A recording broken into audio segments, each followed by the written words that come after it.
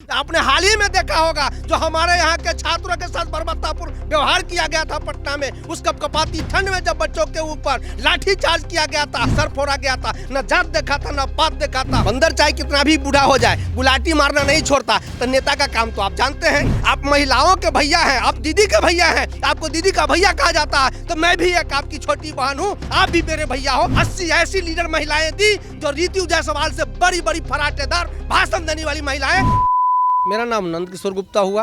यही परिहार के रहने वाले? जी हाँ, मैं परिहार का ही हूँ। जी, और क्या मुद्दा लग रहा है इस चुनाव में यहाँ परिहार में? जी, परिहार चुनाव में यहाँ तो बस जनसैलाब बना हुआ है। देखते हैं जनसुराज के प्रति पूरा लोगों में ऐसी आस्था और विश्वास भरा हुआ है, पूरा लोग आक्रोशित है कि हमें अब जो है सो थोपा हुआ नेता लोग नहीं चाहिए, हमको हर हाल में जनसुराज ही चाहिए और प्रशांत ही चाहिए। प्रशांत तो वहाँ सत्ता में बैठेंगे पटना में, यहाँ क्षेत्रीय में लग रहा है क्षेत्रीय में कह रहे कोई बड़ा चेहरा नहीं है। प्रशांत किशोर जी बड़ा चेहरा नहीं देखते हैं। प्रशांत किशोर जी काबिल और जो व्यक्ति उसके योग्य हैं, जो उसको चला सकते हैं, जिन्होंने आर्थिक तंगी के कारण हो सकता है उस मुकाम को नहीं हासिल किया हो, वैसे लोगों को तलाशने का काम किया है और तराशा हुआ मूर्ति उनको मिल रहा है। थोड़ा सा रंग मसाला चढ़ाना है और ये करने के लिए प्रशांत किशोर जी हर तरह से तैयार है। कई लोग कहते हैं कि नीतीश कुमार के साथ में रहा करते थे, वही 15 में नीतीश कुमार को फिर से महागठबंधन लेकर आए, अब उन्हीं के खिलाफ बगावत कर रहे हैं, तो क्यों लगता नहीं कि मुख्यमंत्री का ख्वाब देख रहे हैं? देखिए, प्रशांत किशोर जी नीतीश कुमार जी के ही साथ नहीं रहे,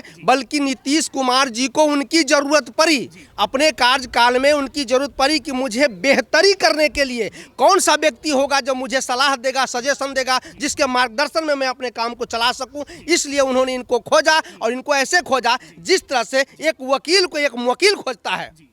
तो इसके लिए प्रशांत किशोर जी के पास जाए और प्रशांत किशोर जी उसके लिए एक मोटी रकम फीस के रूप में लेते हैं और तब उनको उसका काम करते हैं। तो लोग कहते हैं कि प्रशांत किशोर बिजनेसमैन है, वो पैसा लगाना निकालना जानते हैं, वो राजनीति में नेता वाला गुण उनके अंदर नहीं है। बहुत अच्छी बात आपने कही कि उनको लोग बिजनेसमैन कहते हैं। ये उनका बिजनेस था कि लोगों को काम में करवाना और उसके लिए जो है पैसे कमाना। देखिए, जब हम खुद उस तरह का मिस्त्री हैं, जब दूसरे के लिए त्रास त्रास के मूर्ति बनाते हैं, जब हमारे यहाँ घर पे अगर कोई मूर्ति बनानी है, मैं तो उससे भी सुंदर बना के रख दूंगा ना। तो कलाकार है, आर्टिस्ट है, उनके पास जो कला है वो किसी के पास नहीं है, वो डोनाल्ड ट्रंप के पास भी नहीं है। डोनाल्ड ट्रंप को इन्होंने दे करके आया है। लेकिन कई लोग कहते हैं कि इतना ही बेहतरीन कला था तो उपचुनाव में जनसुराज क्यों हार गई? अच्छी, बहुत बड़ी बात है। आपने कहा कि जनसुराज जो है उपचुनाव में हारी, मैं उस चुनाव में उनके साथ में था बेलागंज में, उन्होंने चुनाव को नहीं हारा है। 10% वोट उन्होंने लाने का काम, एक नया पार्टी जिसका कहीं पे कोई नींव नहीं था, कुछ देखने को पता आता नहीं था, और वैसे जगह पर जहां उनका पदयात्रा नहीं हुआ था, वैसे जगह पर एक जाकर के इन्होंने जो 10% वोट लाने का काम किया, ये बहुत बड़ी उपलब्धि है जनसुराज के लिए। जो दिखता है बिल्कुल 100% है। प्रशांत किशोर अलग अलग मंचों से कहते हैं कि नीतीश कुमार को हमने मुख्यमंत्री बनाया, उनकी अपनी भी तो काबिलियत है, उनकी राजनीतिक संघर्ष रहा नीतीश कुमार को, तो क्रेडिट लेकर घूमते हैं प्रशांत किशोर, तो इस पे क्या लगता है आपको? देखिए, हम कितने भी बड़े नेता हों, यदि मेरा जो है सारथी अगर सही नहीं होगा तो हमारे रथ को दूसरी दिशा में ले जाकर के उसको गिरा सकता है, और हमारा सारथी अगर सही हो जाए, कृष्ण रूपी जो है सब प्रशांत किशोर जी आकर उनके रथ पर जब सवार हुए तो उनका रथ सही चल रहा था। जब आप सारथी को ही नहीं मानोगे, आप उनके सिरहाने में जाकर के बैठ जाओगे, तो आपकी क्या दशा होगी वो आप खुद समझ लो। इसीलिए प्रशांत से उम्मीद लग रही है। बिल्कुल बिल्कुल। अब तो इनकी उम्र भी हो चली, इनको तो खुद से छोड़ देना चाहिए था, अब बुद्धि भी काम नहीं कर रहा है। मौका और देगी जनता इस बार उनको। किनको?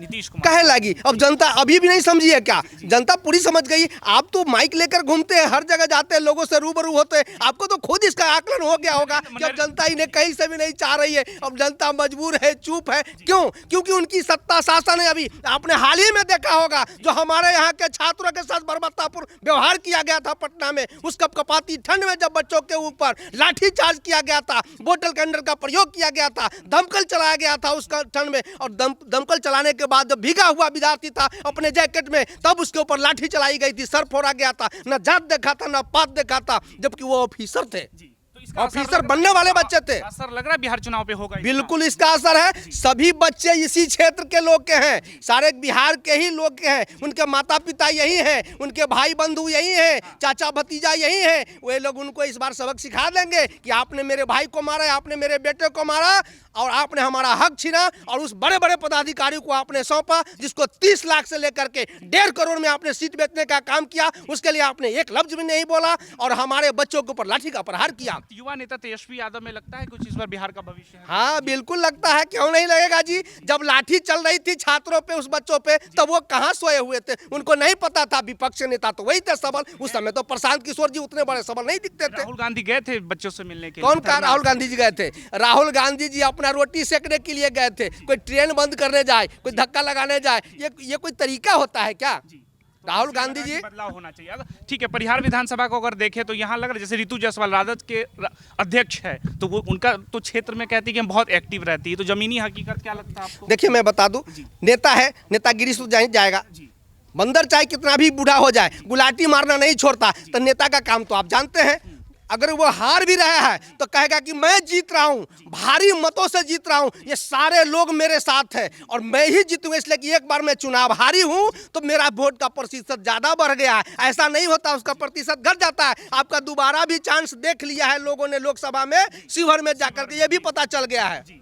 और सारे आपके जात बिरादरी वाले, आपके जितने भी जो है से बैस के लोग हैं, सारे लोग आपके ऊपर चढ़ करके और चाहा कि आपकी नैया को पार लगा दे, लेकिन आपकी किस्मत से वो नैया डूब गई और अब जो है काट की हाड़ी दोबारा नहीं चढ़ने वाला। कोई उम्मीद नहीं? नहीं, कोई उम्मीद नहीं है। क्योंकि पटना में वो ये तर्क देती है कि हम मुखिया रहते हुए बहुत कुछ किए, परिहार क्षेत्र में बदल दिया हमने, विधायक के तौर पे जनता एक बार। अब एक बात बताइए, आप बड़े पैसे वाले हैं, अब पैसा लेकर के आए हुए हैं और पूरे पंचायत के लोगों को बिठा कर एक बार कह दीजिएगा मैं इस पूरे पंचायत के लिए इतना करोड़ रुपया दे दूं और आप लोग एक बार हमको मनोनीत कर दीजिए कि हमको बड़ी लालसा लगा हुआ है कि मैं आपके समाज का बेटा हूं, बेटी हूं, बहू हूं, आप हमको जिता दीजिए, एक बार मुखिया बना दीजिए, कम से कम इस लालसा को पूरा कर दीजिए। तो लोग क्या सोचा कि चलो समाज की बहू है और कुछ दे रही है समाज को करने के लिए, घर से भी पैसे दे रही है, तो लोग तो जानते हैं उसके तरफ नजर डालता है। जिसके पास पैसा हो तो उसके तरफ कोई ना कोई हाथ मारना चाहता है, तो उससे जो है उन्होंने लोगों को खरीदा।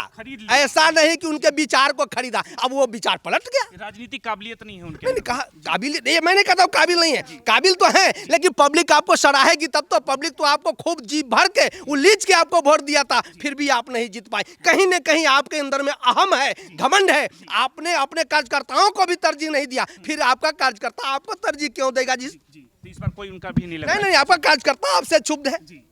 कार्यकर्ता बिल्कुल, उनका कार्यकर्ता भी उनसे क्षुब्ध है। अब अकेला चना आप भी काफी आहत लग रहे हैं पर्सनली उनसे। बिल्कुल। जब लोकसभा, सुनिए, मैं निर्दलीय लोकसभा का चुनाव भी 2019 में लड़ा था। उस समय मैं निर्दलीय था, किसी पार्टी से नहीं था। तब वही रितु जायसवाल जी मेरे यहाँ पहुंची थी। कैसे?